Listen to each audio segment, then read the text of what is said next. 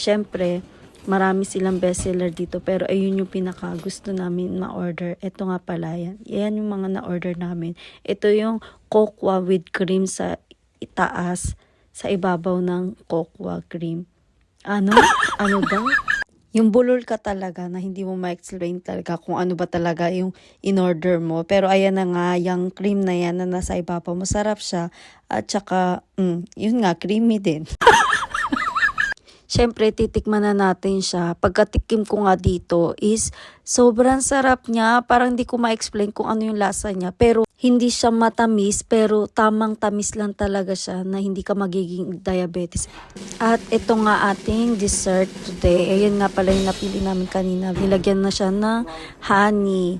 Ang sarap nito kasi kala ko yung nasa ibabaw niya is cream. Yung pala, ice cream siya. Bali nga pala yung may cherry din siya.